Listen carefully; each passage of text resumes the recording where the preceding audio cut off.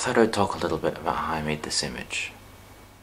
I thought that Gamma's haircut suited a 1920s or 1930s beauty shot kind of style with that kind of lighting, so that was what I set out to obtain. I shot the photograph on Fomapan 100 using the Hasselblad 500C and the standard 80mm 2.8. I also used a 10mm extension tube to get a little bit closer, and the Zeiss Hasselblad Soft R2. The Soft R is a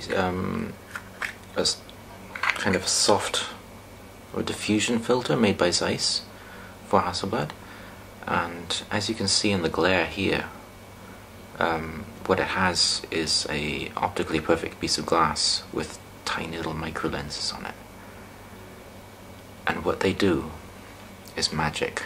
Essentially, the Soft R is able to maintain an optical sharpness through the clear areas of the filter, and the micro lenses flare highlights. If you haven't used a macro ring on a Hasselblad, you should keep in mind that they're not a lens extension tube, but rather a body extension tube, meaning that you can't put it on the lens and then put it onto the body. You put it onto the body and then fit the lens.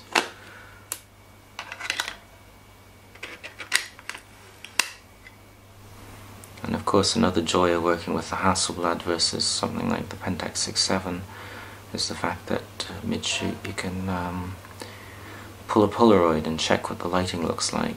The detail of the planar 80 2.8 is absolutely staggering, and the macro and also the use of the Soft R just gave that beautiful flare at the back, which made it look a lot more like an old large format image. Due to the light output of the monolights, I wasn't able to shoot wide open. I had to actually shoot at f4, but the Soft R helped to give me the bokeh that I was after to create the image that I wanted. Beauty shots from the 30s were shot with large Fresnel lenses, tungsten continuous light, which is something that I don't really have access to at that scale, so I decided to shoot with flash. As you can see in this diagram, this is the camera, this is the box and the model's head. I had here a monolight with a silvered umbrella. On the same side behind her there was another monolight with a honeycomb grid that had a light diffuser in the front of it.